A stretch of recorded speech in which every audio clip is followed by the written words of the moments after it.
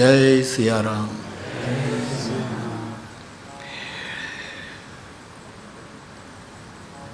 जिन पंक्तियों का आश्रय लिया गया, कल भी कहा गया था, आप जानते हैं, गुरु वंदना और गुरु महिमा की पंक्तियां हैं। अमीय मूरिमय चूरन चारु। गुरु की चरण धूली ए अमृतमय चूर्ण है।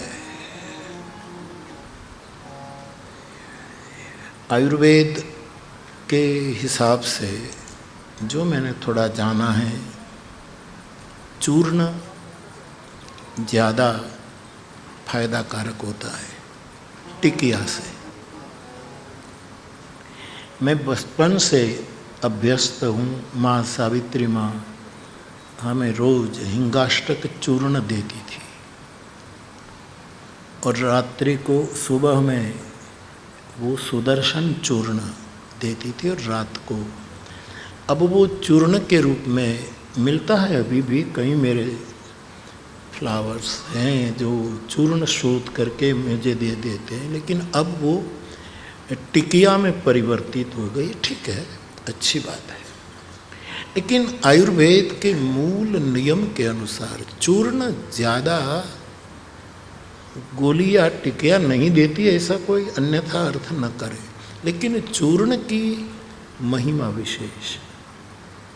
गुरु की चरण रज, ये कोई गोली नहीं है, कोई टिकिया नहीं है, कोई टैबलेट नहीं है, ये चूर्ण है।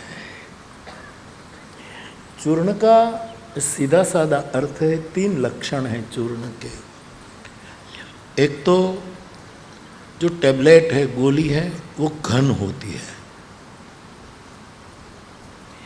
और वस्तु जितनी ज़्यादा घन इतनी उसमें जड़ता होती है।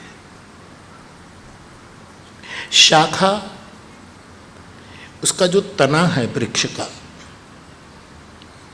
वो ज़्यादा शाखा से घन है, इसीलिए ज़्यादा जड़ है। और जो शाखा है वो मात्रा में तरल सरल होती है।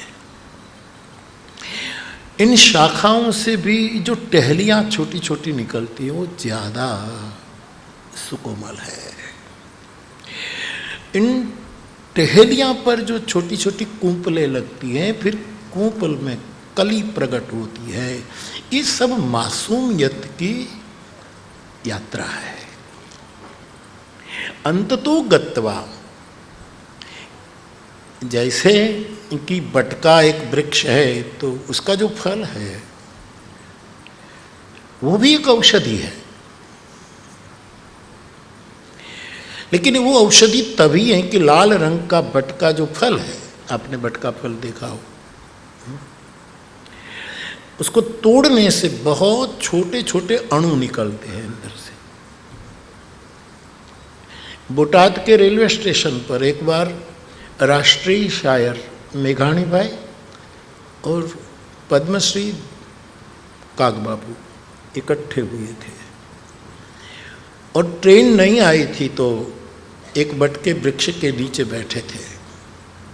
अचानक वृक्ष का ये फल, बटके वृक्ष का, जिसे हमें टेटा कहते हैं हमारी भाषा में, लाल रंग का छोटा छोटा, बस इसके नाप का मानो ना, ये जरा लंब है, जरा गोलाकार होते हैं, पूरा लाल होता है, ऊपर ऊपर का भाग थोड़ा मैंने बहुत खाया है इसलिए पूरा इतिहास मेरे पास है इसका।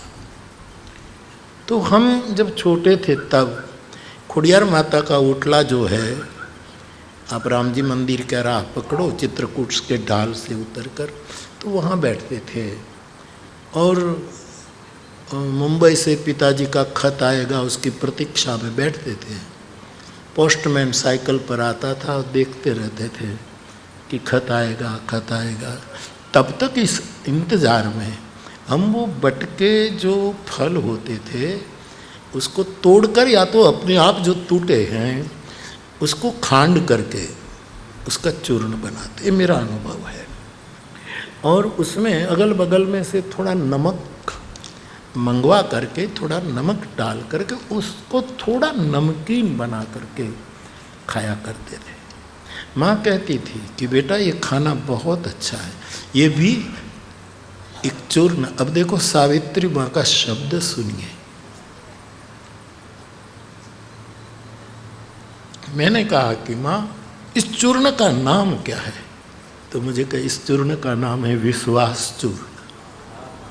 बट विश्वास अचल निज धर्म। मुझे समझ में नहीं आता कि निपट अनपढ़ माँ के मुख से ये चूर्ण का नामाभिधान कैसे हो गया, विश्वास चूर्ण। ये बहुत उसके बीज। तो मैं कह रहा था कि बोटाद के रेलवे स्टेशन पर ये दो महाकवि बैठे थे, बट का एक फल नीचे गिरा तो खेल खेल में ऐसे खोला तो अंदर अंदर अनेक छोटे छोटे बीज थे, अणु अणु। उसको खोल करके दोनों बात करने लगे कि अणु मां आखो वड संकेलो एना मूल ऊंधा मुरार जी। एक अणु में, एक बीज में पूरा वृक्ष समाया हुआ है। ओशो ने एक बड़ा प्यारा निवेदन किया था कि एक बीज पूरी पृथ्वी को हरित कर सकता है। एक बीज, एक छोटा सा बीज पूरी पृथ्वी को हरी बना देता है, और एक छोटी सी चिंगारी पूरे जगत को विकसित होते होते भस्मभूत कर सकती है। तो एक अणु में समग्र ब्रह्मांड छिपा है। ऐसी एक कविता फिर आपने वहाँ, लेकिन शायद बोटाद स्टेशन ही में ही घटी, क्योंकि मेघानी भाई का बोटाद से संबंध रहा। तो मेरे कहने का मतलब चूर्ण ज़्यादा फायदा कारक है। मेरे लिए तो विश्वास चूर्ण बहुत काम कर गया। विश्वास चूर्ण नामकरण माने किया था कि इसका नाम है विश्वास चूर्ण। तो टैबलेट से, क्योंकि ये घन होती है, घन ज़्यादा जितना घन इतना उसमें जड़ता आती है, और जड़ता के साथ थोड़ी थोड़ी चैतन्य की मात्रा कम हो जाती है। यद्यपि बोस साहब ने कहा, जगदीश चंद्र बोस साहब ने, कि वनस्पति में जीव है, हम सब मानते हैं, लेकिन उसमें चेतना तत्व मात्रा में कम है। पत्थर में इससे भी कम है।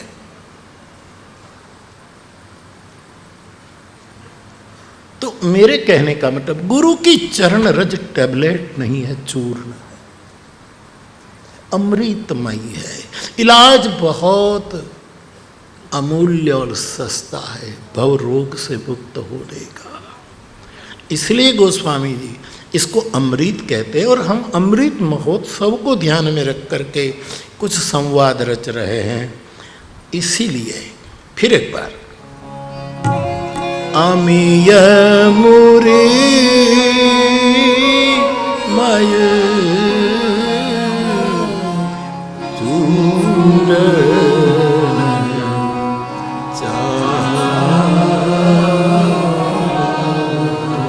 कल मेरे पास 2-3 चिट्ठियाँ मेरे यज्ञ कुंड पास पड़ी थी।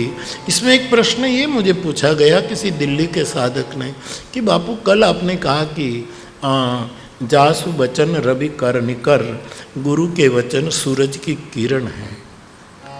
बड़ा प्यारा प्रश्न पूछा। उसने पूछा, नाम नहीं था लेकिन अच्छा था, कि गुरु के वचन जो है वो सूर्य की किरण है। गुरु को पूरा सूर्य क्यों नहीं कहा? बात तो पते की है। गुरु तो सूर्य को भी ज्यादा प्रकाशित करने वाला बहुत ऊर्ध्वगामी तत्व है। उसको पूरा सूरज न कहने पर एक किरण, उसके वचनामृत को किरण क्यों कहा? हमारे फायदे के लिए है। हम सूरज को नहीं पचा सकते। सूरज के निकट भी जाना हमारे लिए 8-9 मिनट के बाद सूरज की किरण पृथ्वी पर 1,86,000 मील प्रति सेकंड जो रफ्तार है वैज्ञानिक, एक सेकंड में 1,86,000 मील सूर्य किरण की रफ्तार में पढ़ता था तब पढ़ा। इतनी रफ्तार वाली सूर्य किरण 8 मिनट के बाद पृथ्वी पर आ गई। वो दूरी तो देखिए, इतनी दूरी हम जैसे लोग कहाँ से तय करें। एक तो ये प्रॉब्लम, दूसरा प्रॉब्लम है जितने गुरु को यदि पूरे सूर्य के रूप में देखने की इच्छा व्यक्त करे तो जितना निकट जाओगे और जलोगे और जलोगे और जलोगे और जलोगे। हो सकता है एक निश्चित डिस्टेंस पर जाते जाते हम खाक हो जाएंगे। हाँ, अपवाद है हनुमान जी, जो गुरु के पास पहुंचा था और वो भी पीछे कदम करते करते गुरु को आत्मसात कर गया। हमारी औकात नहीं है, हमारे लिए एक किरण काफी है, एक किरण काफी है। पूरा सूरज तुम्हें मुबारक, हमें एक झलक मिले, हमें एक किरण मिले। इसलिए मेरे गोस्वामी जी हमारे परम हित में कहते हैं, जासु बचन रवि कर निकर। चलो हमारी बॉडी में कोई ऐसी ऊर्जा है कि हम सूरज तक जाए फिर भी सूरज को पचा पाएंगे, नहीं जलेंगे हनुमान जी की तरह, या तो मान लो कोई विशिष्ट ऐसी असंभव है। लेकिन मानो ये हो गया तो भी गुरु से आंख मिला पाएंगे? सूरज की रोशनी में सूरज ही दिखता बंद हो जाएगा, तो घाटे का सौदा है। गुरु के प्रभाव में गुरु ही दिखता बंद हो जाए, ऐसा गुरु हमें बहुत फायदा कारक नहीं होता। तो बहुत तुलसी को लगा होगा कि बहुत मुश्किल मसला है, इसलिए जासु बचन रवि कर निकर। किरण है, किरण गुरु के घर से किरण आती है। परमात्मा गुरु को माध्यम बनाता है। मानस में चौपाइयां हैं, आप जानते हैं, बीनु पद चलई सुनई बीनु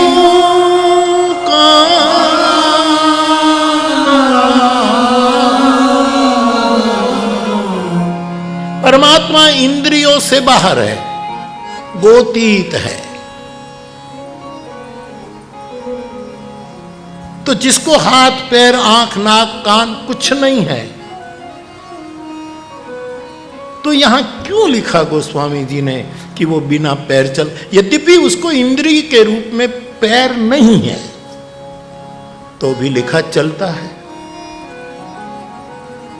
तब तलगाजरड़ा को लगता है कि वो इंद्रियातीत है, लेकिन गुरु के कदमों से चलता है। तब बिन उपद चले, वो खुद अपना आग्रह, अपनी इंद्रिया छोड़ देता है, गुरु को माध्यम बनाता है।